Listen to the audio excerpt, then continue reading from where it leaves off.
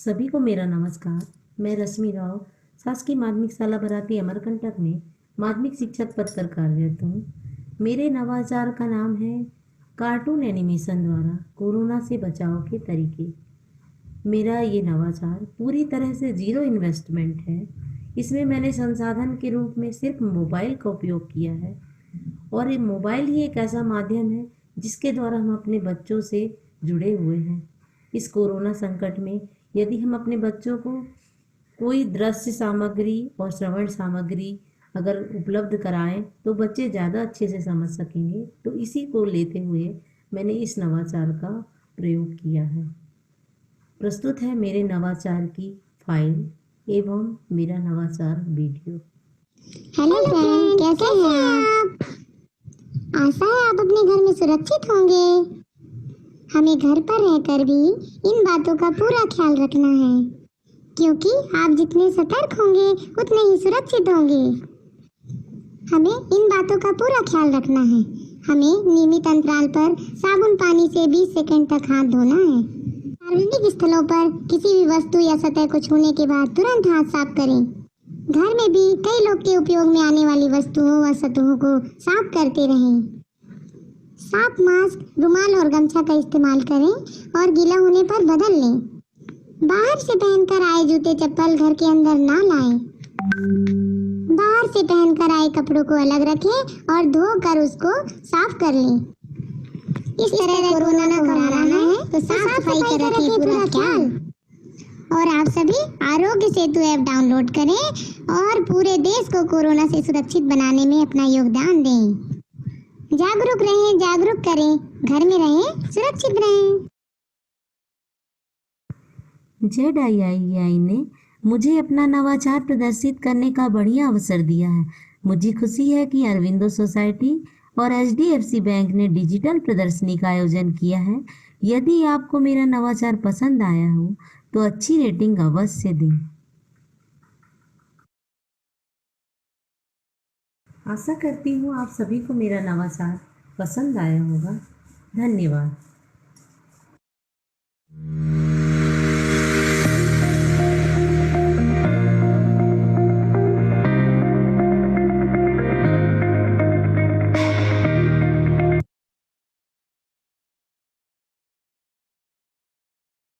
मेरा नाम श्रद्धा गुप्ता है। मैं कस्तूरबा गांधी आवासीय बालिका विद्यालय मड़ोरा विकासखंड डकातापुर से हूँ। मैं एक नवाचार प्रस्तुत करने जा रही हूँ और मेरे नवाचार में जो भी सामग्री उपलब्ध हुई है या जो भी सामग्री यूज की गई है, इस्तेमाल की गई है, वो बिल्कुल सूर्य निवेश पर आधारित है। उसमें सिर्फ एक चार्ट पेपर और कुछ कलर्स की जरूरत हमें पड़ती है। और मेरा नवाचार विद्यार्थियों को विटामिन के बारे में, विटामिन की सांपसीढ़ी, उससे ये पता चलता है कि किस विटामिन की कमी से हमें कौन सा रोग होता है और उसका स्रोत क्या है, इसके बारे में सीखने में मदद करेगा। अब हम आपको अपने नवाचार के बारे में बताते हैं। इसमें हम एक पासा लेंगे और पासे को जैसे ही हम चलेंगे, अगर हमारा अंक 4 आता है तो हम अपनी गुट्टी को आगे 4 बढ़ाएंगे। उसके बाद दोबारा चलने पर अगर 4 आता है तो गुट्टी हमारी 8 पर आएगी। 8 पर हमें सूर्य बना हुआ है और सूर्य के साथ साथ हमें एक सीढ़ी भी मिलती है, तो उस सीढ़ी पे हम चढ़ेंगे। तो इससे हमें ये पता चलता है कि सूर्य पे आने से हमें विटामिन डी मिलता है, यानी सूर्य के संपर्क में आने पर हमें विटामिन डी मिलता है। जैसे हम और आगे बढ़ेंगे तो हम 28 नंबर पर या 28 नंबर पर पहुंचेंगे तो वहां पर एक सांप बना हुआ है और वो सांप हमें जब डसता है तो हम नंबर 4 पर आ जाते हैं वापस। और जहाँ सांप का चेहरा बना हुआ है वहां पर विटामिन ए लिखा है, यानी सांप हमें खाता है, यानी इस विटामिन ए की कमी होती है तो हमें रतौंधी रोग हो जाता है। इस प्रकार हम पूरा गेम खेलते हैं तो इससे बच्चों को विटामिन की कमी से होने वाले रोग और विटामिन के जो स्रोत हैं हमें कहाँ से मिलता है वो हमें सीख जाते हैं। ZIIFI ने मुझे ये प्रदर्शित करने का बहुत अच्छा सुनहरा अवसर दिया है। मैं श्री अरविंदो सोसाइटी और HDFC बैंक का धन्यवाद करती हूँ, उनका दिल से धन्यवाद करती हूँ कि उन्होंने डिजिटल प्रदर्शनी का आयोजन किया। अगर आपको मेरा नवाचार अच्छा लगता है, पसंद आता है तो उसका जरूर लाइक कीजिए।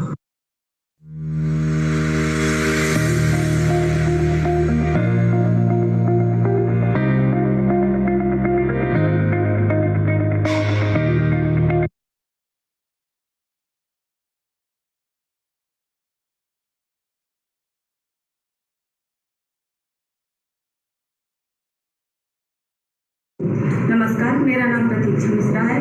मैं कस्तूरबा गांधी आवासीय बालिका विद्यालय मड़ोरा विकासखंड डभोर जनपद जालौन से हूँ। मैं आपके सामने एक नवाचार प्रस्तुत करने जा रही हूँ जो पूरी तरीके से शून्य निवेश पर आधारित है।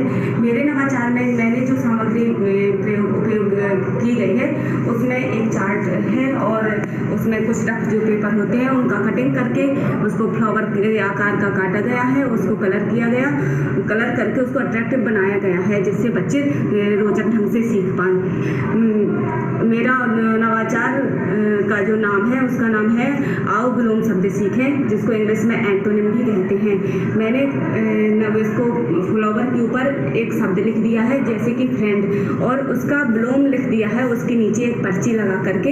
इसका जैसे फ्रेंड मतलब दोस्त होता है और एनिमी मतलब होता है शत्रु, तो इसका विलोम शब्द होगा एनिमी। गुड का होगा बैड, ब्यूटीफुल का होगा अगली, हैप्पी का होगा सैड, क्लीन का होगा डर्टी, स्ट्रॉन्ग का होगा वीक, टॉल का होगा शॉर्ट, डे का होगा नाइट, बिग का होगा स्मॉल। इस तरह से एक रोचक ढंग से सामग्री प्रस्तुत बच्चों के सामने करेंगे तो बच्चे आसानी से सीखेंगे और एक्साइटेड रहेंगे सीखने के लिए।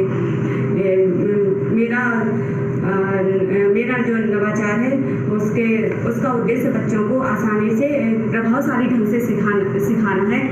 मैं आभार प्रकट करती हूँ श्री अरविंदो सोसाइटी और HDFC बैंक का, जिन्होंने मुझे इस नवाचार को प्रस्तुत करने का अवसर प्रदान किया। धन्यवाद।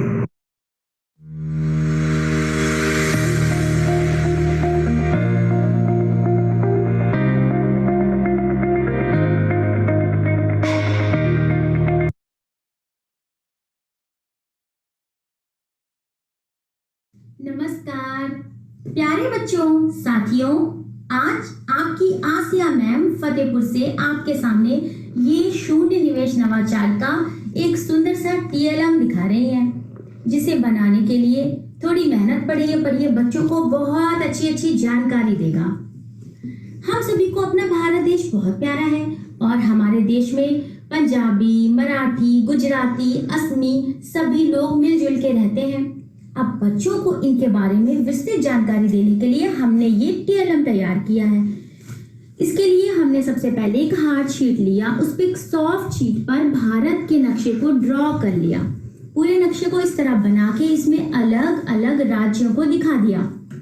अब बच्चों को इसकी सही पहचान के लिए हमने यहाँ पर जिस तरह के पेयर में चित्र बना करके यहाँ के जो निवासी हैं उनके पहनावे के अनुसार उन चित्रों को बना दिया और बना के उसमें कलर करके आइसक्रीम स्टिक पे पेस्ट कर दिया और इसके ऊपर हमने स्टेट लिख दिया और वहाँ की कैपिटल भी लिख दिया।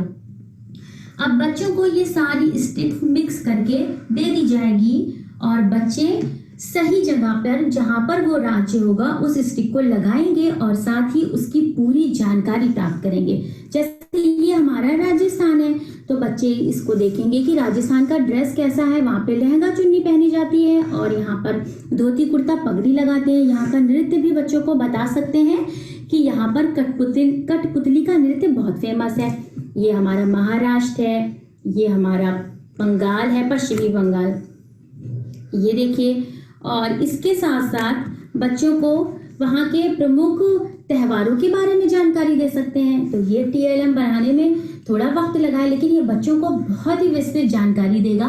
बच्चों, ना कविता ना कहानी, याद करो राज्य राजधानी। और thank you so much ZIIEI का, अरविंदो सोसाइटी का, जिन्होंने मुझे आज अपने इस फेसबुक पेज पे अपने TLM को प्रदर्शित करने का अवसर दिया। थैंक यू सो मच और इस सराहनीय पहल के लिए बहुत बहुत बधाई।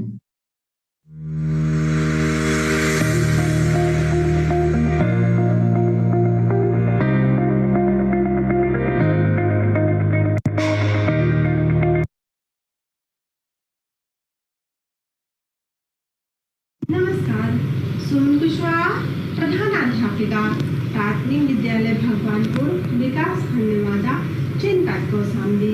आज मैं अपना नवाचार प्रस्तुत करने जा रही हूँ। मेरे नवाचार का नाम है आओ प्रथम पर हिंदी सीखें। मेरे नवाचार शून्य निवेश पर आधारित है और उस पर बनाए गए विभिन्न प्रकार के TLM शून्य निवेश पर बनाया हुआ है। जैसे कि नवाचार का नाम भी आओ प्रथम पर हिंदी सीखें, जो प्राथमिक शिक्षा की एकदम नींव मजबूत करता है। छोटे बच्चों की शिक्षा यहीं से शुरुआत होती है। अगर यहीं से ही कमजोरी बन जाए तो बच्चा आगे चल के बहुत सी भाषा सीखने में असमर्थ रहेगा।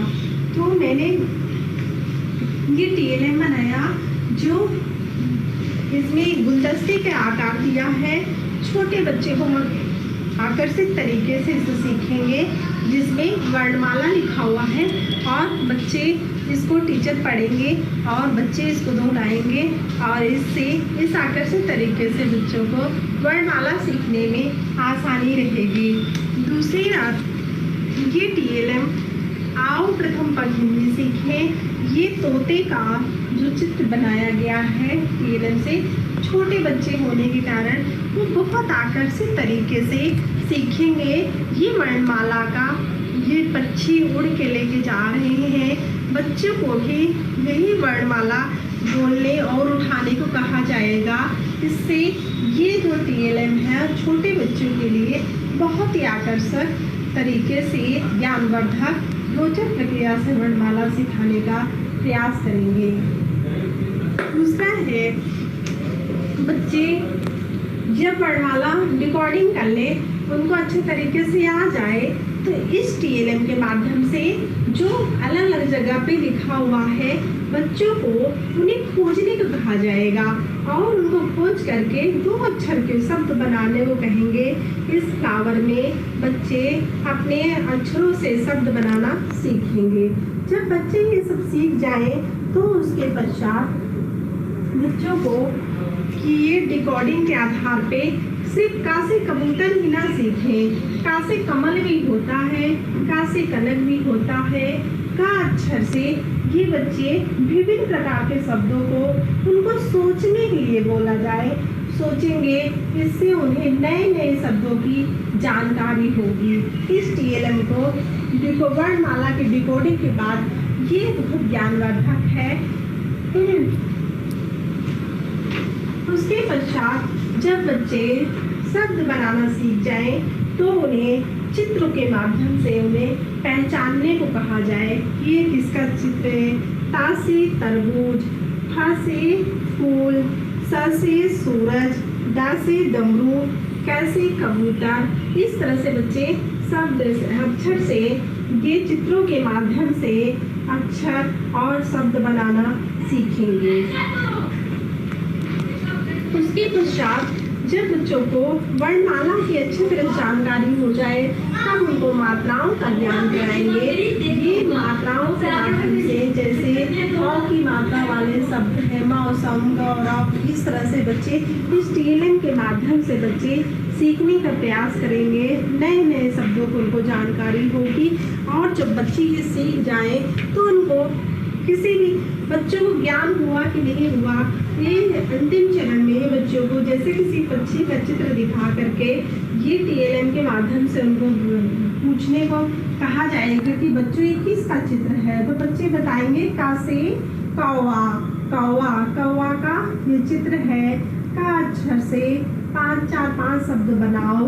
तो बच्चे इसके बारे में नए नए शब्द सीखेंगे और बोलेंगे। ये विभिन्न प्रकार का TLM जो ये आओ प्रथम पद हिंदी सीखने में बहुत ही ज्ञानवर्धक और रोचक सफल सिद्धकारी होगा। और मैं ZIIEI को धन्यवाद देना चाहती हूँ जिन्होंने मुझे अपना नवाचार प्रदर्शन करने का बहुत अच्छा मौका दिया। धन्यवाद।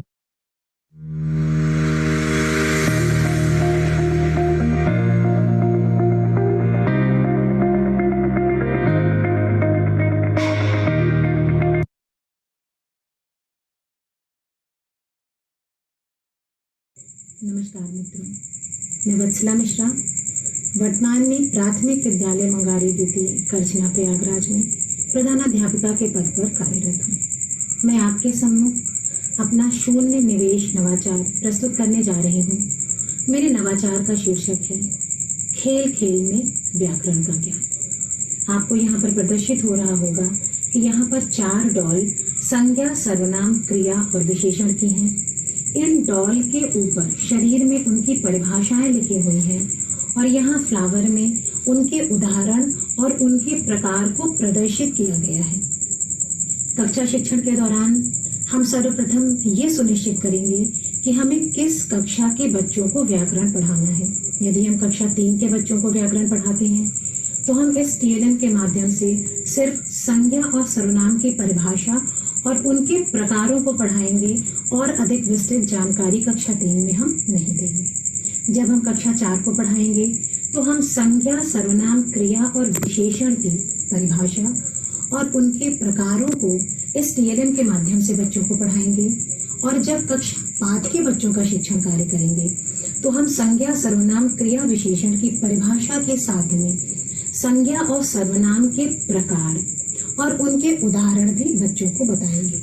एक तरफ प्रकार लिखे हुए हैं और दूसरी तरफ उनके उदाहरण लिखे हुए हैं। इस प्रकार हम कक्षा 3, 4 और 5 के बच्चों को इस TLM के माध्यम से शिक्षण कार्य कराएंगे। शिक्षण कार्य कराने के पश्चात इसी TLM के माध्यम से हम बच्चों को विभिन्न प्रकार की गतिविधियां भी करवा सकते हैं। पुनः यदि कक्षा 3 के बच्चों को गतिविधि करवानी है तो हम सिर्फ संज्ञा और सर्वनाम के कार्ड्स को लेंगे और उन कार्ड्स को ला देंगे और बच्चों को बुलाकर हम उनसे संज्ञा और सर्वनाम के कार्ड्स को अलग अलग करवा के संज्ञा के कार्ड्स को संज्ञा के ग्राउंड में और सर्वनाम के कार्ड्स को सर्वनाम के ग्राउंड में डालने को कहेंगे। ये गतिविधि हम एक एक करके बच्चों से या समूह में भी करवा सकते हैं। अब यदि हमें कक्षा 4 और 5 के बच्चों को गतिविधियां करवानी है तो हम संज्ञा, सर्वनाम के कार्ड्स के साथ में क्रिया और विशेषण के कार्ड्स को भी मिला देंगे और बच्चों से अलग अलग कार्ड्स को अलग अलग करवा के उनके ग्राउंड में डालने को कहेंगे। इसी प्रकार की और भी अन्य गतिविधियां आप करवा सकते हैं। साथ ही कक्षा 5 के बच्चों को हम संज्ञा या सर्वनाम के प्रकार भी इन कार्ड्स में लिख करके उनके प्रकारों की भी जानकारी दे करके उसकी भी गतिविधि करवा सकते हैं। और सही भी है कि यदि गतिविधि आधारित शिक्षक होता है, शिक्षण कार्य यदि हम करते हैं तो वो शिक्षण कार्य बच्चों के मस्तिष्क में अपना बहुत ही स्थायी प्रभाव डालते हैं। मैं अरविंदो सोसाइटी और HDFC बैंक की बहुत आभारी हूँ कि उन्होंने डिजिटल प्रदर्शनी का आयोजन किया और मेरे नवाचार को इस प्रदर्शनी में प्रस्तुत करने का मौका दिया।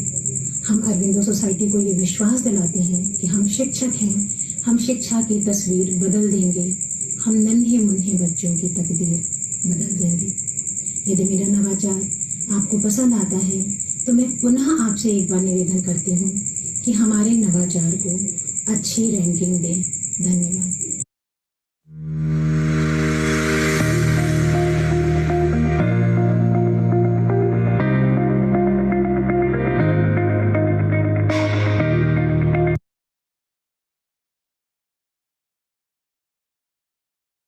Hello everyone, I am Mrs. Sulekha Banu from Rajamidyalaya Middle School, Madurai, Tamil Nadu.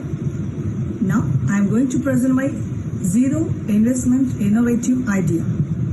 And the name of my idea is Learning Through Conceptual Songs. And the materials required for my idea is nothing, only students and teacher. I am practicing this idea for the past 20 years in my classroom. Children enjoy my classroom very much and the teaching learning process is easy for me. And this idea in my classroom I am using the dropouts and absentees are very much reduced because of the children. They enjoy learning. I convert the whole lesson into the concept of the whole lesson into a song. If possible, I ask the children to dance also. So learning this conceptual songs, it's very easy for me to teach that lesson. ஒரு முழு பாடத்தையும் பாட்டா எழுதி சாங்கா எழுதி அதில் உள்ள concept பேசிஸை பிள்ளைங்களுக்கு சொல்லிக் கொடுக்கும்போது that is very easy for them. அவங்களுக்கு ரொம்ப யூஸ்ஃபுல்லாக இருக்குது, ஈஸியாக இருக்குது. They have to answer the adjective type question itself. அந்த பாடுறாங்க இல்லையா, அந்த சாங்ல இருந்தே நிறைய adjective questions அவங்களால ஆன்சர் பண்ண முடியுது. நமக்கு அந்த லெசனோட கான்செப்ட் பிள்ளைங்கிட்ட போய் ஈஸியா சேர்ந்துற மாதிரி இருக்குது. For example here I am I'll sing one song for you. தமிழ்ல மனப்பாட செய்யுள் அப்படின்னு சொல்லும்போது it's memory poem in Tamil. It's very difficult for children to memorise the poem, but if it is practiced by songs, then it is very easy for them to learn or to memorize. Le lali le lo, le lali lo, le lali le lo, le lali lo. கடல் சார்ந்த திணைதான் நெய்தல் திணைதான், மீன் பிடிச்சி வணிகம் செய்து வாழ்ந்து வந்தாரே. கடற்பயணம் செய்து தமிழர் கரை திரும்பத்தான், கடற்பயணம் செய்து தமிழர் கரை திரும்பத்தான். கண்ட தொழில் நுட்பம்தான் கலங்கரை விளக்கம், கண்ட தொழில் நுட்பம்தான் கலங்கரை விளக்கம். லேலாலி லேலோ லேலாலிலோ, லேலாலி லேலோ லேலாலிலோ. The rhythm rhymes of the poem the children enjoyed very much, and the teaching learning process is very easy for me in my classroom. Like the same in history lesson, the whole concept, the Delhi Sultanate, Delhi Sultangal அப்படின்ற ஒரு பாடம் எடுத்துக்கிட்டோம்னா the whole lesson will be converted into a songs. Delhi சுல்தான் காலம் படிப்போமா, அவங்க டெல்லியை தான் ஆண்டு வந்தாங்க. அட மாம்லுக்கு கில்ஜி துக்ளக்கு சையது லோடி மரபு தாங்க, அட மாம்லுக்கு கில்ஜி துக்ளக்கு சையது லோடி மரபு தாங்க. குத்புதீன் ஐபத்தாங்க அவரு லாக் பக்ஷா எனப்பட்டாரு, அந்த குதுப்பினர் கட்ட ஆரம்பிச்ச மாம்லுக்கு மரபின் முதல் மன்னர் இவரு தாங்க, அந்த குதுப்பினர் கட்ட ஆரம்பிச்ச மாம்லுக்கு முதல் மன்னர் இவரு தாங்க. Like singing these songs, the children are able to know the concept of the lessons, and they have to enjoy learning. It's very easy for me to teach any lesson in the type of the conceptual songs. And thank you for ZIEI for giving me such a good and wonderful opportunity to present my innovative idea. I'm very happy that Sri Aurobindo Society and HDFC Bank has started organizing e-exhibitions for us, and thank you for Aurobindo Society and HDFC Bank. Thank you. Once again, I thank them. If you like my innovative idea, please give a good rating. Thank you.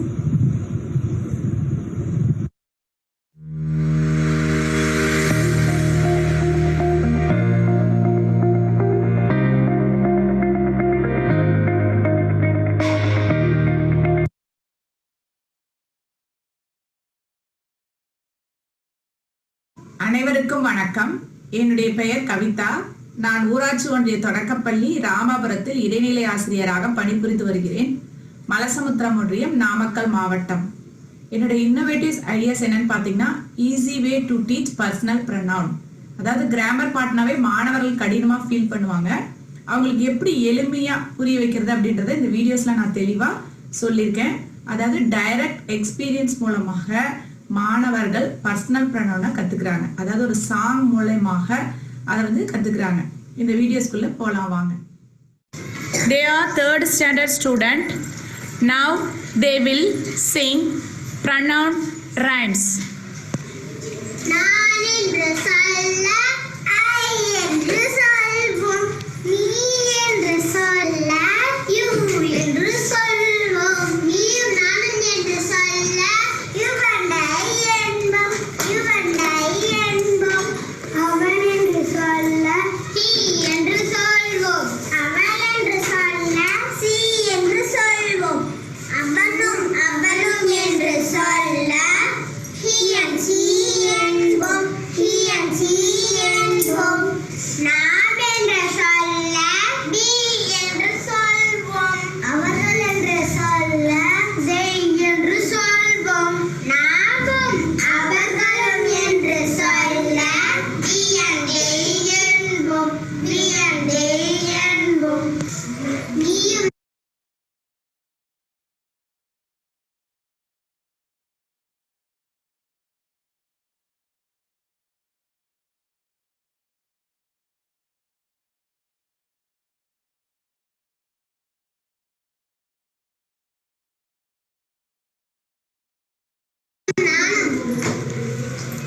அவனும் அவளும் நாமும் அவர்களும் என்று சொல்ல இவனை இயற்றி இயந்தே என்போம்.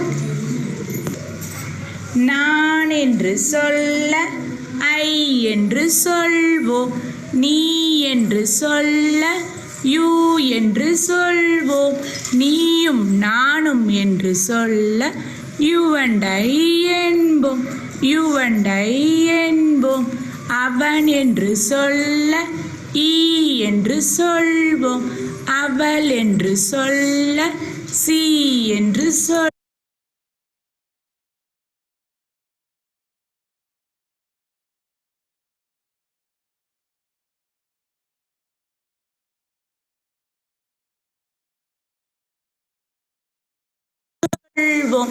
அவனும் அவளும் என்று சொல்ல இஎன்சி என்போம். இஎன்சி என்போம். நாம் என்று சொல்ல வி என்று சொல்வோம். அவர்கள் என்று சொல்ல தெய் என்று சொல்வோம். நாமும் அவர்களும் என்று சொல்ல வி என் தெய் என்போம். வி என் தெய் என்போம். நீயும் நானும் அவனும்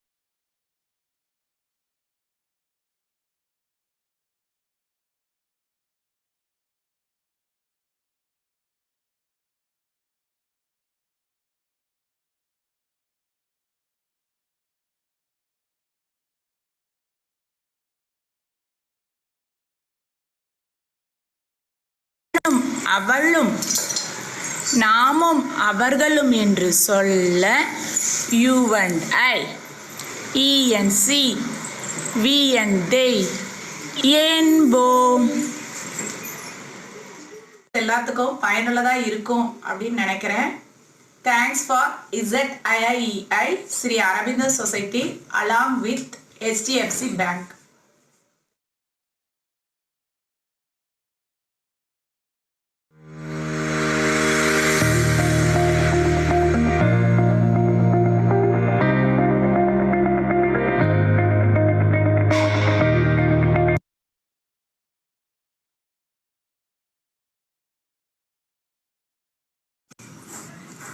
வணக்கம். எனது பெயர் ஜோதிலட்சுமி. இடைநிலை உதவி ஆசிரியையாக பணிபுரிகிறேன். எனது பள்ளியின் பெயர் நகர்மன்ற கிறிஸ்டியன் கோவில் தெரு நடுநிலைப்பள்ளி, ஸ்ரீவில்லிபுத்தூர், விருதுநகர் மாவட்டம். இன்னைக்கு என்ன நம்ம ஒரு யுக்தி பார்க்க போகிறோம் அப்படின்னா, குழந்தைங்களுக்கு எல்லா எழுத்துக்களுமே தெரியுது. ஆனால் இந்த எழுத்துக்கள் எல்லாம் உயிரெழுத்து, இந்த எழுத்துக்கள் எல்லாம் மெய்யெழுத்து, இந்த எழுத்துக்கள் எல்லாம் உயிர்மெய் எழுத்து அப்படிங்கிற ஒரு பேரோடு தெரிய மாட்டேங்குது. அதை விளையாட்டு போக்கில் கற்பிக்கிறதுக்கு ஒரு புது வகையான ஒரு முறை. இதன் மூலம் என்ன செய்வாங்கன்னா, குழந்தைங்க உயிரெழுத்துக்கள் எவை, மெய்யெழுத்துக்கள் எவை, உயிர்மெய் எழுத்துக்கள் எவை அப்படிங்கிறத என்ன செய்வாங்க, தனித்தனியாக வேறுபாடை தெரிஞ்சு அறிஞ்சு கொள்வாங்க. இப்போ இதில் என்னன்னு கேட்டிங்கன்னா, நிறைய எழுத்துக்களை நம்ம தரையில் எழுதி வைக்கிறோம். இல்லை என்ன செய்யலாம், பேப்பரில் கட் பண்ணி சார்ட்டில் கட் பண்ணி போட்டு அதன் மூலம் ஒவ்வொரு பேப்பராக எடுத்து கூட அதை வார்த்தைகளை அமைக்க சொல்லலாம். இப்போது தரையில் நிறைய எழுத்துக்களை நாங்கள் அங்கே எழுதி போட்டிருக்கிறோம். அதில் ஒரு குழந்தையை கூப்பிட்டு உயிரெழுத்தையும் பயன்படுத்தாமல் மெய்யெழுத்தையும் பயன்படுத்தாமல் உயிர்மெய் எழுத்தை மட்டும் பயன்படுத்தி புது புது சொற்களை உருவாக்குறத அந்த குழந்தைங்களுக்கு அறிமுகப்படுத்த போகிறோம். இதன் மூலம் அந்த குழந்தைங்க என்ன செய்வாங்க, ஆர்வத்துடன் அந்த செயல்களை செய்யும் போது அவங்களுக்கு அவங்களே அறியாமலே இவையெல்லாம் உயிர்மெய் எழுத்துக்கள் அப்படிங்கிறது மனசில் என்ன செஞ்சிடும், பதிவாயிரும். அதனால் எழுத்துக்களை தெளிவாக அந்த குழந்தைங்க தெரிஞ்சுக்கிறாங்க. அதுக்கான ஒரு வாய்ப்பு. இப்போ என் பள்ளியில் படிக்கிற ஒரு மாணவி தாரணி, அந்த மாணவி அழைச்சி இந்த விளையாட்டை கற்றுக் கொடுக்க சொல்கிறோம். வாம்மா தாரணி, வா, உன்னை இன்ட்ரடியூஸ் பண்ணிக்கோ. வணக்கம், என் பேர் மூதாரணி. நான் 4ஆம் வகுப்பு படிக்கிறேன். சரிப்பா, இங்கப்பா, உனக்கு தமிழ் எழுத்துக்கள்லாம் தெரியுமா தெரியாதா? தெரியுமா? கொஞ்சம். தமிழ் எழுத்துக்கள்ல எத்தனை வகை இருக்கு சொல்லு பார்ப்போம். 3 வகைப்படும். என்னென்ன வகைகள் இருக்கு? உயிரெழுத்து உயிரெழுத்துக்கள். உயிரெழுத்துக்கள் மெய்யெழுத்துக்கள் உயிர்மெய் எழுத்துக்கள். சரி, எதெல்லாம் உயிரெழுத்துக்கள்? அ ஆ இ ஈ உ ஊ ஏ ஐ ஓ ஓ ஔ. சரி, அக்கண்ணா கிடையாதா பாப்பா? இல்ல. ஏன்? அக்கண்ணாங்கிறது என்ன எழுத்து? ஆயுத எழுத்து. Very good, very good. சரி, மெய்யெழுத்துக்கள் எப்படி கண்டுபிடிப்பீங்க? எதெல்லாம் மெய்யெழுத்துக்கள் சொல்லுங்க பாப்போம். எதெல்லாம் மெய்யெழுத்துக்கள்? இக்கு இங்கு இச்சு இன்னு. சரி சரி, அதை எப்படி நீங்க ஈஸியா அடையாளம் கண்டுபிடிப்பீங்க? புள்ளி வைத்த எழுத்துக்கள் எல்லாமே மெய்யெழுத்து. Very good, very good. சரி, இப்போ நம்ம தரையில நிறைய எழுத்துக்கள் எழுதியிருக்கோம், சரியா? சரி. அதுல நீங்க என்ன செய்யக்கூடாது? உயிர்மெய் எழுத்தை மட்டும் பயன்படுத்தணும். உயிரெழுத்துக்களை பயன்படுத்தக்கூடாது, மெய்யெழுத்துக்களையும் பயன்படுத்தக்கூடாது. அப்படி வச்சு புதிய சொற்களை உருவாக்கணும். உதாரணத்துக்கு இப்போ உங்க பேரே ஃபுல்லா உயிர்மெய் எழுத்துல தான் இருக்கு, கவனிச்சிங்களா? லா ரி சரியா? இது மாதிரி அது ஊர் பேரா இருக்கலாம், இடத்தினுடைய பெயரா இருக்கலாம், ஏதாவது பொருளினுடைய பெயரா இருக்கலாம், இல்லை எதுனாலும் இருக்கலாம். நமக்கு வந்து புது வார்த்தைகள் உருவாக்கணும், சரியா? கண்டுபிடிப்போமா? வாங்க போலாம்.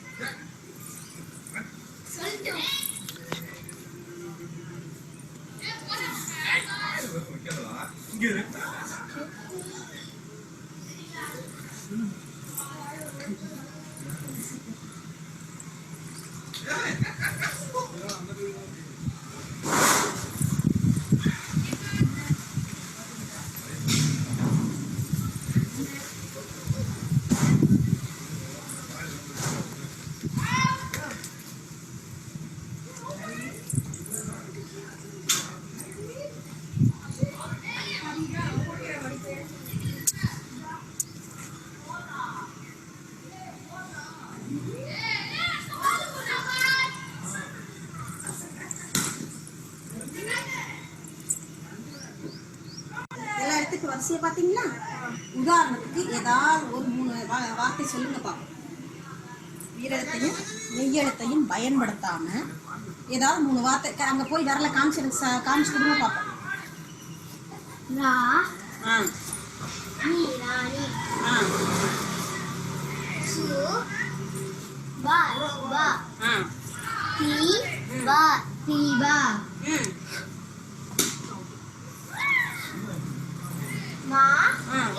மாலை. ஏன் பாப்பா ஆணி சொல்லலாம்ல? ஏன் ஆணி சொல்லலாம்ல? சொல்லலாமா? ஏன் ஆணி சொல்லக்கூடாது?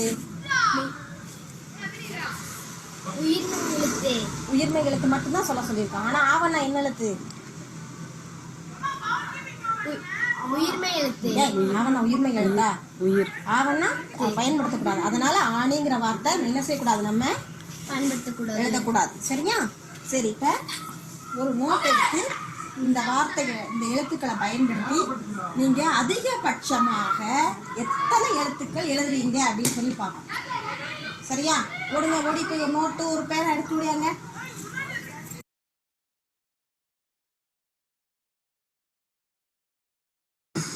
இப்ப நிறைய வார்த்தைகள் அதை பார்த்து என்ன செஞ்சிருக்கீங்க? கண்டுபிடிச்சிருக்கிறீங்க. இப்போ அந்த எழுத்துக்கள் இல்லாம நீங்களா சொந்தமா யோசிச்சு என்ன செய்யலாம்?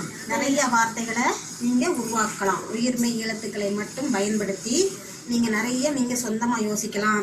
இல்லைன்னா உங்களுடைய பாட புத்தகங்கள்ல இது மாதிரி பயன்படுத்தி இருக்கப்பட்ட வார்த்தைகளை என்ன செய்யலாம்? தொகுத்து எழுதலாம். உங்களுடைய பாட புத்தகங்கள், கதை புத்தகங்கள், ஏதாவது நோட்டீஸு, அறிவிப்பு எல்லாம் இருக்கும் இல்லையா? அதுல கூட என்ன செய்யலாம்? பார்த்து இது வந்து உயிரெழுத்து இல்லை, இங்கே மெய்யெழுத்து இல்லை, அப்போ இது 2 உயிர்மெய் எழுத்தா இருக்குது, இந்த வார்த்தை இருக்குன்னு என்ன செய்யலாம்? நீங்களா கண்டுபிடிச்சு நிறைய எழுதலாம். விலங்குகள் பேர், மரங்கள் பேர், பறவைகள் பேர், என்ன தோணுதோ அது எல்லாமே இருக்கா அப்படின்னு சொல்லி பார்த்து உங்களோட என்ன செய்யலாம்? வார்த்தைகள் உருவாக்கும் திறனை மேம்படுத்தி கொள்ளலாம். எங்கே இன்னும் நிறைய எழுதிட்டு வாங்க பார்க்கலாம். படித்த அரபிந்தோ சொசைட்டிக்கும் ZIIEI HDFC பேங்க் பார்ட்னருக்கும் ஷாக்ரஹா சிக்ஷா ஆகிய அனைவருக்கும் எனது உளமார்ந்த நன்றியை தெரிவித்துக் கொள்கிறேன். நன்றி, வணக்கம்.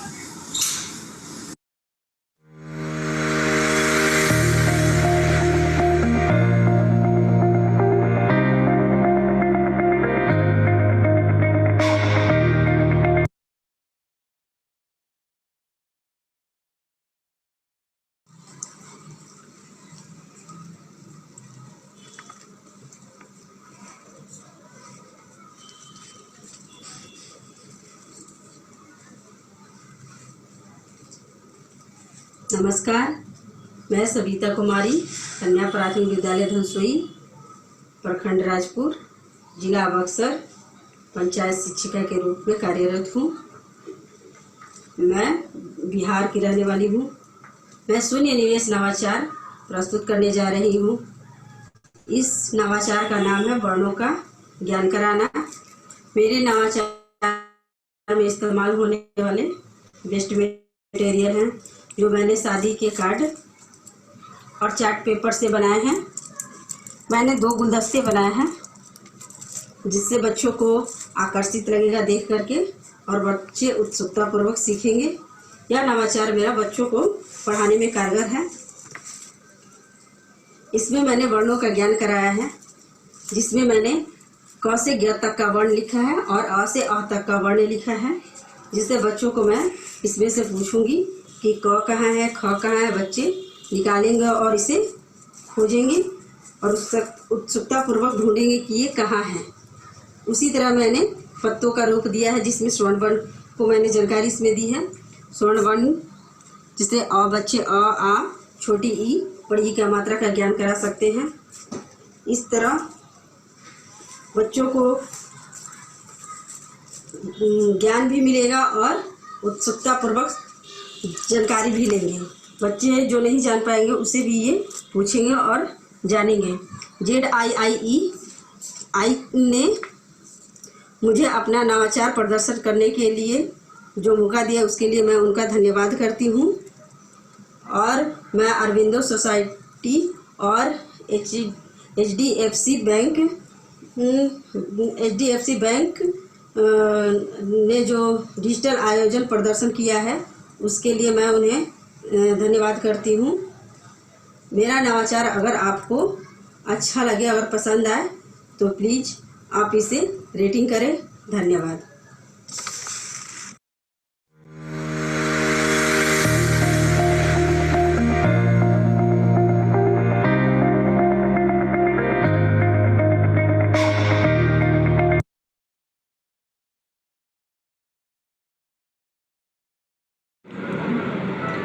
सभी को मेरा नमस्कार। मैं खंडानंद सिंह, मध्य विद्यालय मोहनपुर, प्रखंड राजपुर, बक्सर, बिहार से मैं अपना शून्य निवेश नवाचार प्रस्तुत करने जा रहा हूं। ये एक पेड़ का मॉडल है, वृक्ष का मॉडल है और इसको दिखा करके बच्चों को वृक्ष का परिचय कराया जाएगा और वृक्षों से मिलने वाले लाभ के बारे में बताया जाएगा। और इसी प्रकार ये पेन स्टैंड है, ये खराब पड़ी पाइप का इस्तेमाल करके ये पेन स्टैंड बनाया गया है। ये मल्टीपर्पज़ है, पेन स्टैंड का भी काम करेगा और बच्चों को बेलन की संकल्पना समझाने में काम आएगा। ये एप्लीकेशन ऑफ इलेक्ट्रिक करंट है। ये कूलर बनाया गया है, ये कूलर बैटरी से चलने वाला है और इसमें जो है सोलर पैनल लगा करके अक्षय ऊर्जा स्रोत का इस्तेमाल बताया जा सकता है। ये खराब पड़ी माचिस की तीलियों का इस्तेमाल करके बच्चों को फर्नीचर का ज्ञान कराया जाएगा। जो फर्नीचर हमारे ड्राइंग रूम में इस्तेमाल होते हैं और ये अक्सर हम पार्टी वगैरह में जो छोले और आइसक्रीम के चम्मच मंगाते हैं और वो बच जाते हैं तो उनका इस्तेमाल करके ये गाड़ी का गैरेज बनाया गया है, घर बनाया गया है और उन्हीं गाड़ियों का इस्तेमाल करके उनको चढ़ने के लिए सीढ़ियाँ बनाई गई हैं। तो और ये खेल में शिक्षा है और इसके साथ साथ मैं संगीत के माध्यम से बच्चों को जो है, बच्चे क्लास में बोझिल महसूस करते हैं तो त्वरण की परिभाषा बता रहा हूँ। त्वरण बराबर वेग परिवर्तन हो वेग परिवर्तन। अरे बटा समय अंतराल भैया, बटा समय अंतराल। वेग परिवर्तन की दर को, वेग परिवर्तन की दर को त्वरण कहते हैं भैया, त्वरण कहते हैं। छोटे बच्चों के लिए संगीत का इस्तेमाल करके सब्जियों से परिचय कराना। आलू को बैगन से प्यार हो गया, पहली नजर में पहली बार हो गया। इतने में हरी मिर्च लाल हो गया, आलू और बैगन दोनों घायल हुए। इतने में चोखा तैयार हो गया, इतने में चोखा तैयार हो गया। श्रीमान जी, शून्य निवेश के माध्यम से ZIIE और HDFC बैंक ने शून्य निवेश में शामिल होने के लिए जो मुझे अवसर प्रदान किया है, इसके लिए मैं सभी का आभार व्यक्त करता हूँ। धन्यवाद।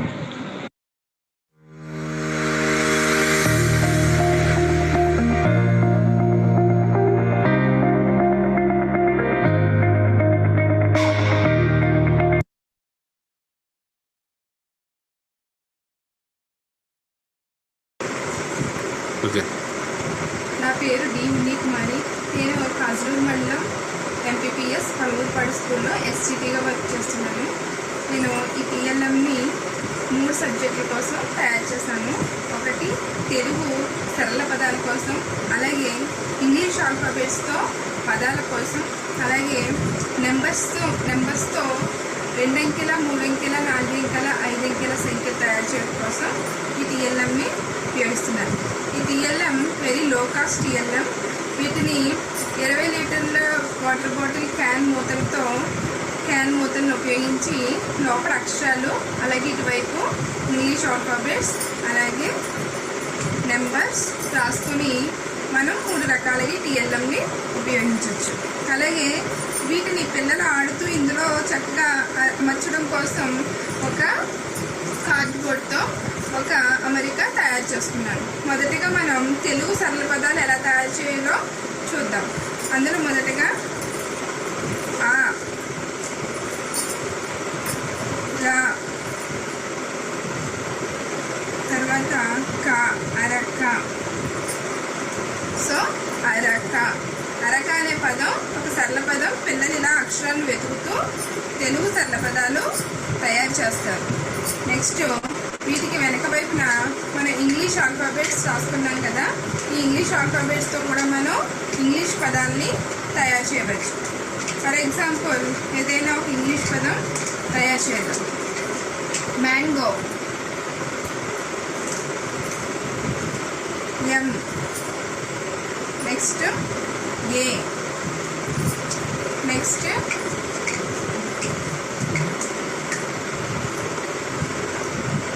ఎన్. Next G.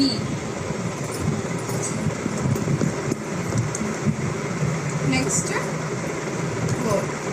ఈ విధంగా పిల్లలు ఆల్ఫాబెట్స్ని వెతుకుతూ ఒక ఇంగ్లీష్ పదం తయారు చేస్తారు. MANGO, మ్యాంగో అనే ఒక పదం తయారు చేశారు.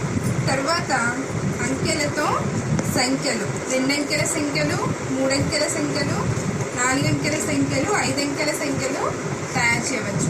For example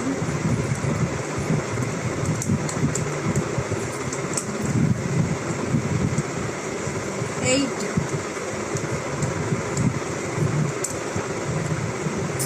next 6. ఈ 2 అంకెలను ఉపయోగించి మనం 86 అనే 2 అంకెల పదం తయారు చేస్తాం. అలాగే దీని పక్కన 3 యాడ్ చేస్తే ఇది 3 అంకెల సంఖ్య అయ్యింది. దీని పక్కన 4 యాడ్ చేస్తే ఇది 4 అంకెల సంఖ్య అయ్యింది. దీని పక్కన 2 యాడ్ చేస్తే ఇప్పుడు ఇది మొత్తం 5 అంకెల సంఖ్య తయారవుతుంది. 5 అంకెల సంఖ్యను మళ్ళీ పిల్లలు ఎలా చదవాలో కూడా దీని ద్వారా నేర్పించవచ్చు. 86,342. ఈ విధంగా 5 అంకెల సంఖ్యను కూడా మనం తయారు చేయవచ్చు. ఈ విధంగా ఇది వెరీ లో కాస్ట్ టీఎల్ఎం. అలాగే 3 సబ్జెక్టులకు ఉపయోగించడానికి ఉపయోగపడుతుంది. ఈ విధంగా ZIEIలో నాకు అవకాశం కల్పించిన శ్రీ అరవిందో సొసైటీ వారికి, అలాగే HDFC బ్యాంక్ వారికి నా కృతజ్ఞతలు తెలుపుకుంటున్నాను. Thank you.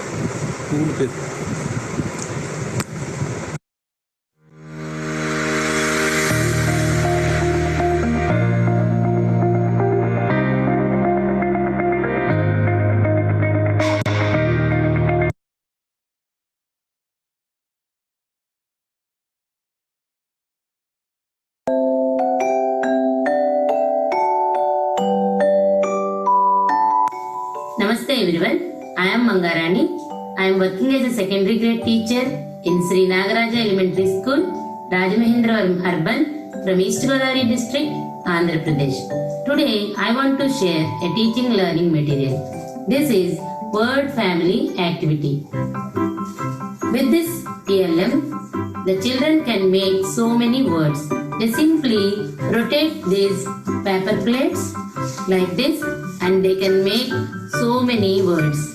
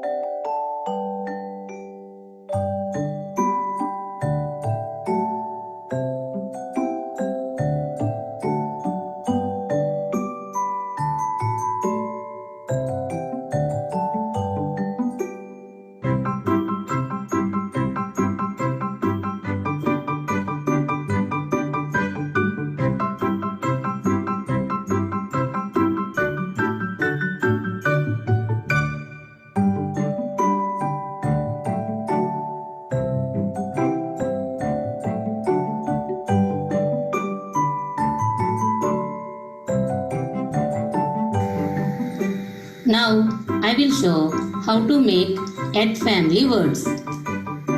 BAT, bat. Just rotate this plate and the next word is CAT, cat. Like this we can form other words.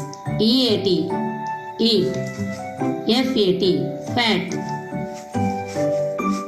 HAT, hat.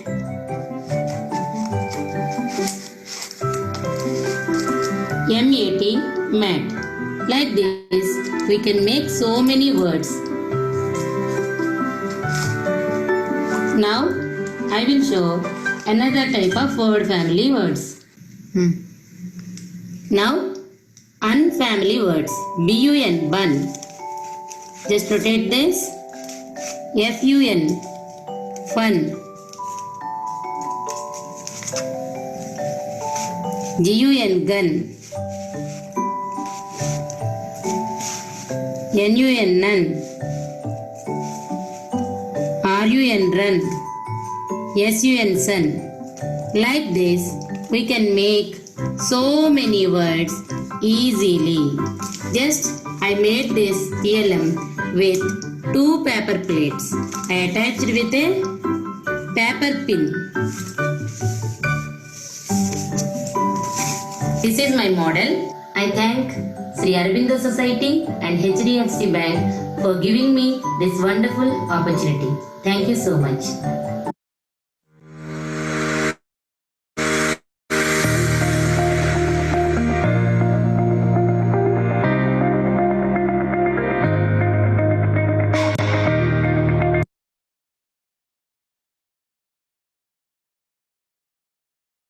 Namaste. My name is D. Kamala. I am working as SCT in MPPS P. Kottam, Kotnandur Mandalam, East Godavari District, Andhra Pradesh. This is the math TLM. This is to explain the relation of addition, multiplication and division. I used an old calendar, color papers and sketches. Through this TLM, children can understand easily the relation of multiplication, divisions and additions.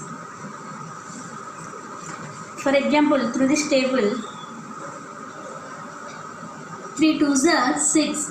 Here 2 is added 3 times. 2 is added 3 times. Then we get 6. Let us observe the same process in another table. 5 3s are 15. Here 3 is added 5 times, then we get 15. Through this table, children can understand multiplication is nothing but repeated addition. And second one is division wheel. Through this wheel, children can understand what is the relation of multiplications and divisions. For example, here 12 is divided by 4, then we get 3. The same 3 is multiplied by 4, we get 12. Let us observe it, the same process in another table. Here 6 5s are 30. 30 is divided by 5 is equal to 6. The same 6 is multiplied by 5, you can get 30. So children can understand what is the relation of divisions and multiplication. This is number 6. These are multiples of 6. 6 1s are 6, 6 2s are 12, and so on. Through this theorem, children can understand what is the relation of addition, multiplication, and divisions. And children can easily learn tables. Thank you for Sri Aurobindo Society.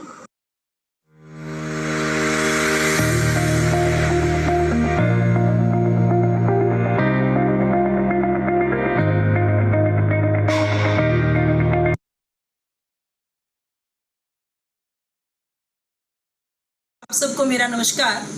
मेरा नाम प्रोमिला है। मैं government middle school Azad Nagar district Jhajjar Haryana में विज्ञान अध्यापिका के पद पर कार्यरत हूँ।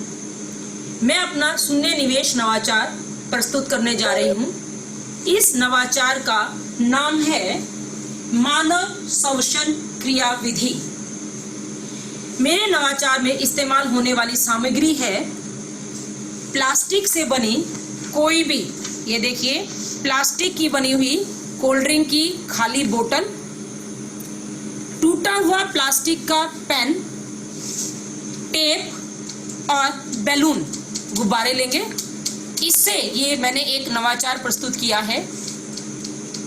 इस प्रक्रिया के द्वारा, इस नवाचार के द्वारा हम बच्चों को बहुत ही आसानी से श्वसन की क्रिया विधि समझा सकते हैं कि किस प्रकार हमारे फेफड़ों के अंदर ऑक्सीजन जाती है और किस प्रकार से बाहर निकलती है। मेरा नवाचार बच्चों को समझने में बहुत ही मददगार है। बहुत ही आसानी से इस प्रकार के नवाचार मेरे क्लास के सभी बच्चों ने, 7वीं कक्षा का ये टॉपिक है, 7वीं कक्षा के सभी बच्चों ने अपने हाथ से ये बनाए हैं, जिस वजह से उन्हें टॉपिक बहुत ही आसानी से समझ में आ जाते हैं। मेरे नवाचार का विस्तृत वर्णन है। मानव का श्वसन तंत्र किस चीज से मिलकर बना होता है? सबसे पहले नासा गुहा, जो नाक के द्वारा हम सांस लेते हैं, इस हिस्से को नासा गुहा कहते हैं। नासा गुहा के बाद वायु, ये हमारा मुख होता है, मुख गुहिका, और इन दोनों की कॉमन ओपनिंग होती है गला। गले से 2 नलियां निकलती हैं।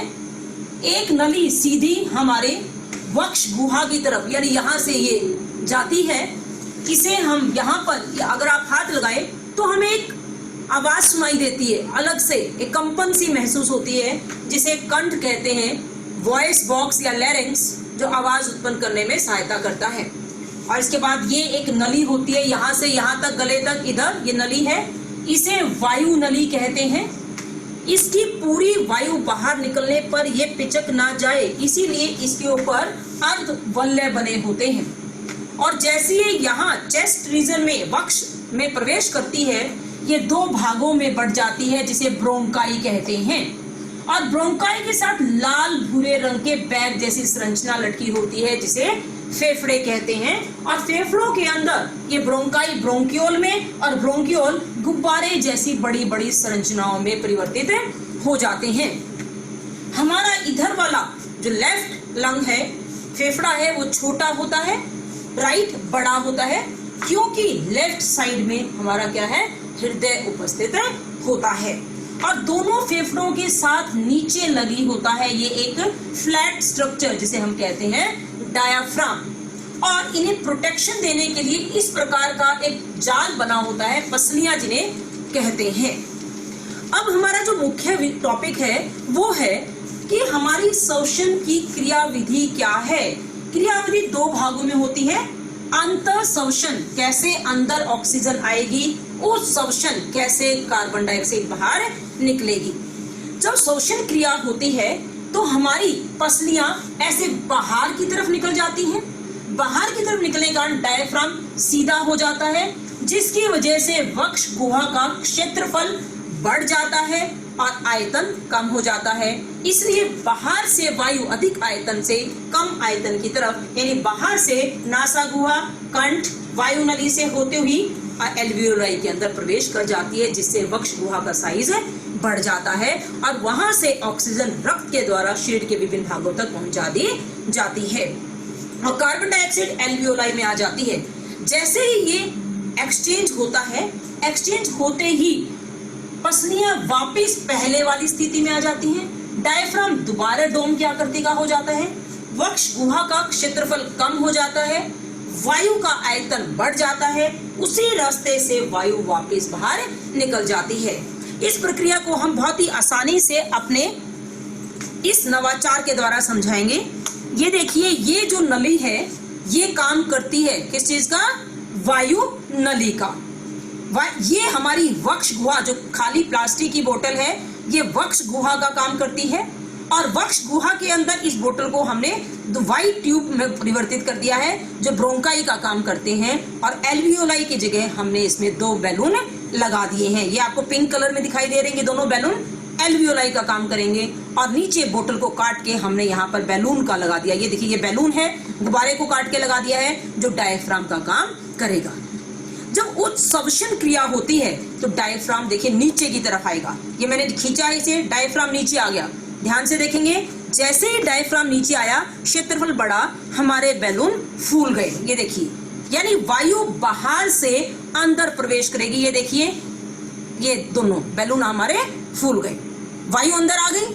अब जैसे ही पसलियां और डायफ्राम वापस पहले वाली स्थिति में जाते हैं, ये देखिए मैंने इसे उंगली डाली, हमारा डायफ्राम ऊपर गया।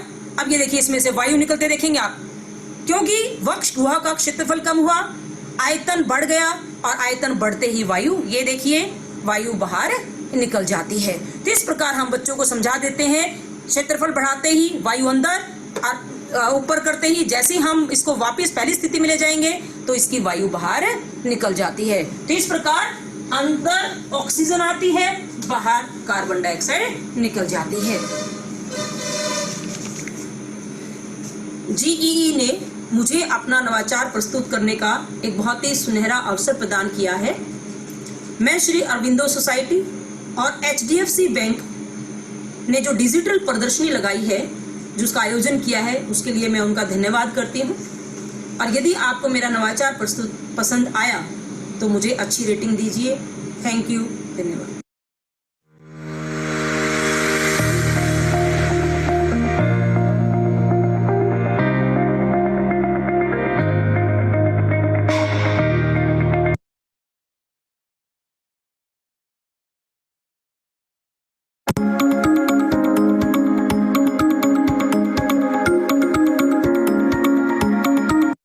नमस्कार, मेरा नाम सरिता सैनी है। मैं GGPS गाँव फरीदाबाद में JBT हूँ। मेरा नवाचार शून्य निवेश नवाचार जो मैं आपको प्रस्तुत करने जा रही हूँ, उसका विषय है ईमानदारी की दुकान। इसमें जो मुख्य सामग्री हमने यूज की है, कोई भी पुराना डिब्बा आप ले सकते हैं, जैसे कि शूज का डिब्बा बहुत कॉमन है, हर घर में मिल जाएगा। और कुछ छोटे डिब्बे हमने यूज किए हैं, गोंद, मार्कर या कलर, और चार्ट जो डेकोरेशन के लिए, जो कंपलसरी नहीं है कि आप उसे लगाएं। तो इस ईमानदारी की दुकान का हमारा जो मेन एम है, जो उद्देश्य है हमारा, वो है बच्चों में नैतिक मूल्य का विकास करना। आज के समय में हमारे लिए बहुत बड़ी चुनौती है कि नैतिक मूल्य का विकास बच्चों में कैसे किया जाए। ये ईमानदारी की दुकान बच्चों में ईमानदारी के गुण भी लाएगी, साथ में बच्चों में जिम्मेदारी की भावना आएगी, याददाश्त में वृद्धि होगी और बच्चों की पठन पठन प्रक्रिया जो होती है उसमें भी उनको बहुत सहायक ये दुकान होगी। क्यों? बच्चा, छोटा बच्चा है, अगर पहली दूसरी का बच्चा, वो पढ़ पाएगा पेंसिल, पेन, रबड़ और ये सब क्या लिखा है। जैसे कि और भी हमने बहुत कुछ लिखा है, प्रयोग में लाने के बाद सामान उसी जगह पर रखें। इसमें हम और भी ऐड कर सकते हैं, कुछ और दिशा निर्देश लिखकर हम इधर भी चिपका सकते हैं, उधर चिपका सकते हैं, और भी बहुत इनोवेटिव हम इसको बना सकते हैं। समय के अनुसार इसको चेंज भी कर सकते हैं। जैसे अगर बड़ी क्लास में हमें यूज करना है तो इसमें मटेरियल जो है हमारा चेंज हो जाएगा। तो और शिक्षण अधिगम प्रक्रिया में सबसे बड़ी समस्या जो आज आती है हमें, वो क्या होता है, हम कुछ अगर अलग काम कराना चाहते हैं, सिंपल हम पढ़ाना भी चाहते हैं, लिखवाना चाहते हैं, बच्चे के पास पेंसिल नहीं है। क्योंकि हमारे स्कूल में गरीब बच्चे भी आते हैं, सरकारी स्कूल में हर तरह के बच्चे आएंगे, तो बच्चों के पास रंग नहीं है और बच्चों के पास रबड़ नहीं है। समस्या बहुत आम है। वो समस्या हमारी शिक्षण अधिगम प्रक्रिया में बाधा नहीं बनेगी, क्योंकि बच्चा, अगर बच्चे के पास पेंसिल नहीं है तो ईमानदारी की दुकान से पेंसिल लेगा, काम करेगा और उसे वापस रख देगा, जो कि बहुत अच्छी बात है। नहीं तो हमारे 10 बच्चों में से 5 बच्चों का काम सिर्फ इसलिए रह जाता है कि आज उनके पास पेंसिल नहीं है। ये समस्या टीचर के लिए बहुत अच्छा रहेगा कि वो जो काम करा रहे हैं बच्चे सारे तब के तब उसे कर दिखा देंगे।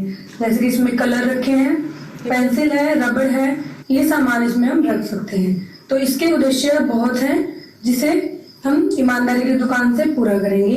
अब जो मेरी ये दुकान है किस तरह से स्कूल में कार्य करेगी या आपके शिक्षण अधिगम प्रक्रिया में सहायता करेगी।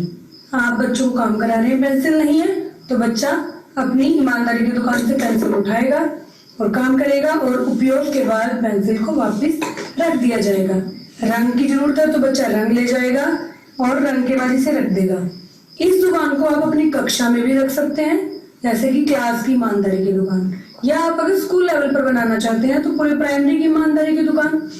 तो अगर आपकी क्लास में है तो मॉनिटर भी उसे हैंडल कर सकता है, और इसे जब स्कूल बंद हो जाए तो उसे बंद करके रख दो, फिर अगले दिन उसे इस तरह से सजा दिया जाता है।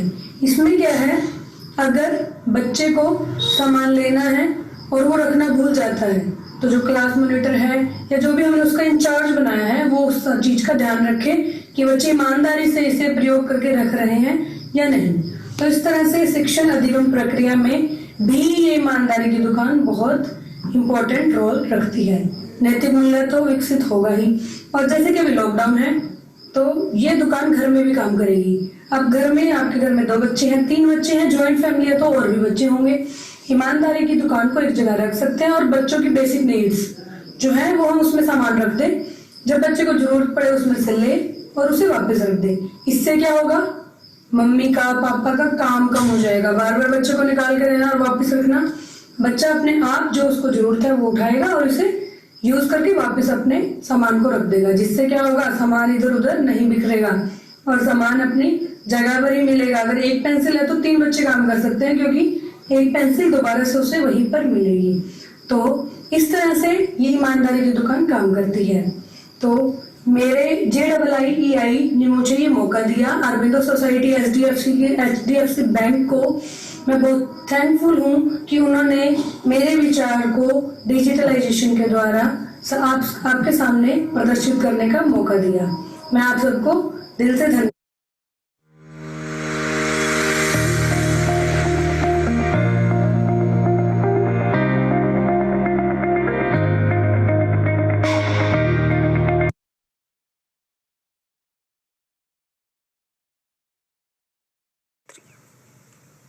सभी को मेरा नमस्कार। मैं Rita Singh, assistant teacher UPS Bhawarna, block Palni, district Azamgarh. मैं शून्य निवेश नवाचार प्रस्तुत करने जा रही हूँ। मेरे नवाचार का नाम है संख्या और संख्यांक। मैं नवाचार, इस शून्य निवेश नवाचार में गोलियों का प्रयोग किए हैं। ये गोलियां बच्चे गांव में खेलते हैं और जिससे सभी लोग डांटते हैं, बोलते हैं कि तुम लोग गोलियां खेलते हो, लेकिन इसी गोलियों से हम संख्या और संख्यांक बच्चों को सिखाएंगे। मेरे इस नवाचार में विद्यार्थियों को विषय समझने, पढ़ाने में कारगर है और मददगार है। मैं संख्या और संख्यांक बताने के लिए गोलियां ले लिए 1, 2, 3, 4, 5। तो ये कितनी गोलियां हैं? 5। गोलियों की संख्या कितनी है? 5। इसी संख्या को हम इस संकेत से प्रदर्शित करते हैं। यही संकेत मेरा क्या है? संख्यांक है। अब हम दूसरा शून्य निवेश नवाचार कक्षा 8 को पढ़ाने के लिए कार्बन तथा उसके यौगिक के विषय में बताने जा रहे हूँ। कार्बन के लिए हम गांव में दीपावली के समय दिए रहते हैं और सभी लोग जलाते हैं, तो हम 2 दियों का प्रयोग किए हैं और ये बच्चों को दिखाएंगे कि इसमें इसको जलाने पे जो कालिख होती है यही बच्चों कार्बन है। इस तरह से हम बच्चों को बताएंगे कि ये कालिख ही कार्बन है। और ये भी बताएंगे कि बच्चों घर में खाना बनता है, रोटी जब बनती है तो तवा के पीछे भी कालिख होता है, उस कालिख को भी हम कार्बन कहते हैं। मोमबत्ती जलाते हैं, उसकी धुआं जो निकलता है वो मेरा कार्बन है। लैंप जलाएंगे, अगरबत्ती जलाएंगे, उसमें भी जो धुआं निकलता है वो कार्बन है। स्कूटर, मोटरसाइकिल कभी अगर रास्ते में बिगड़ जाती है, चलना रुक जाता है, तो उसमें भी कार्बन जलता है बच्चों, वो भी कार्बन होता है। कार्बन शब्द जो है लैटिन भाषा के कार्बो शब्द से मिलकर बना है और इसका संकेत C है। ZIIEI ने मुझे अपना शून्य निवेश नवाचार प्रस्तुत करने का अवसर दिया है। मुझे खुशी है कि श्री अरविंदो सोसाइटी और HDFC बैंक ने डिजिटल प्रदर्शनी का आयोजन किया है और मुझे अपने शून्य निवेश नवाचार पे अच्छी रेटिंग अवश्य दें। अगर मेरा शून्य निवेश नवाचार पसंद आया हो तो मुझे अच्छी रेटिंग अवश्य दें। धन्यवाद।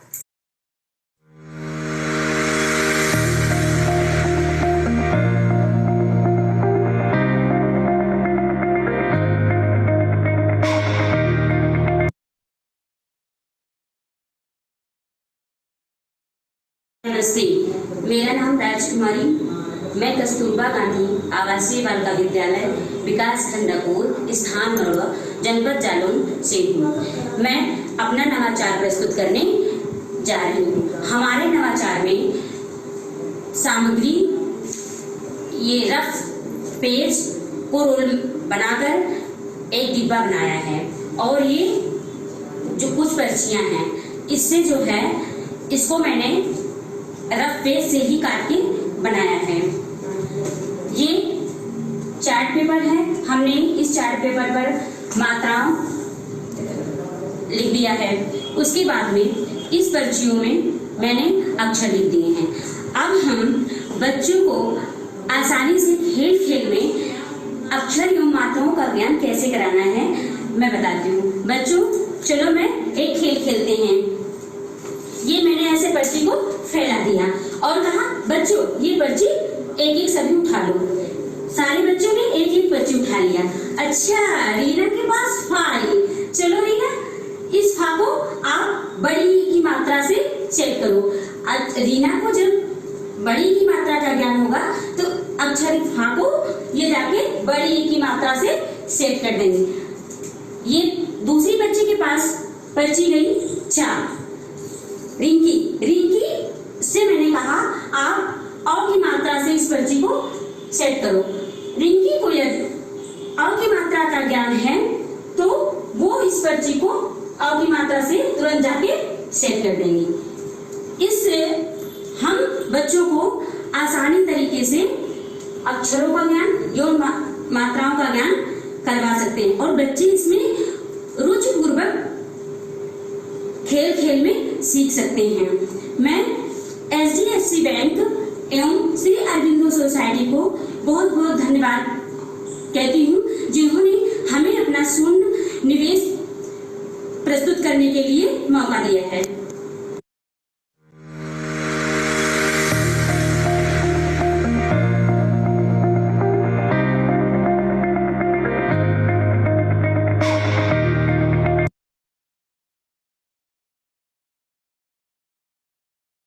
मेरा नाम उत्तमा सिंह है। मैं कस्तूरबा गांधी आवासीय बालिका विद्यालय विकासखंड डकोर स्थान मड़ोरा से हूँ। मैं अपना शून्य निवेश नवाचार प्रस्तुत करने जा रही हूँ। इस नवाचार का नाम है उत्तोलक।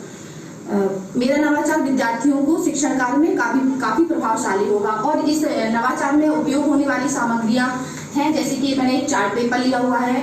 इसमें कुछ एग्जाम्पल्स दिखाए गए हैं, मैंने चित्र बनाए हुए हैं। चित्रों के माध्यम से बच्चे आसानी से सीख सकते हैं।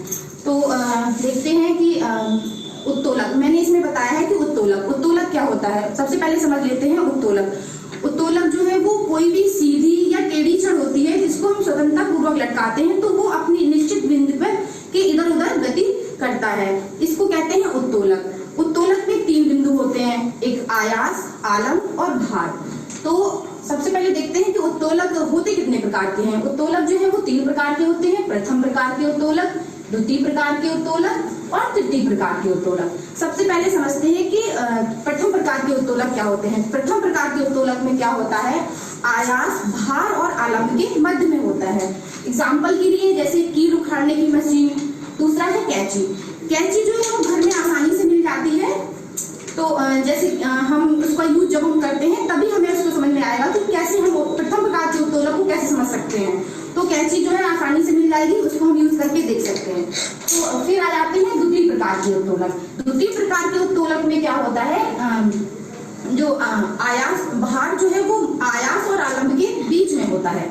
जैसे कि कचरा उठाने वाली मशीन, सरौता भी घर में आसानी से मिल जाएगा। उसको हम क्रिया करके देख सकते हैं। फिर आ जाता है तृतीय प्रकार के उत्तोलक। तृतीय प्रकार के उत्तोलक में क्या होता है, आयास, आलम और मध्य, आयास जो है वो आलम और भार के बीच में होता है। जैसे कि एग्जाम्पल के लिए देख लेते हैं चाकू को जब हम चाकू से किसी वस्तु को काटते हैं तो हमें उससे आसानी से समझ में आएगा। जैसे कि ये है चाकू घर में भी आसानी से मिल सकता है, हमें ज्यादा मेहनत करने की जरूरत नहीं होगी, तो हम इसका उपयोग करके देख सकते हैं। तो ये था उत्तोलक। हम आभार प्रकट करते हैं ZIIEI HDC और अरविंदो सोसाइटी का, जिसने हमें अपना नवाचार प्रस्तुत करने का मौका दिया। धन्यवाद।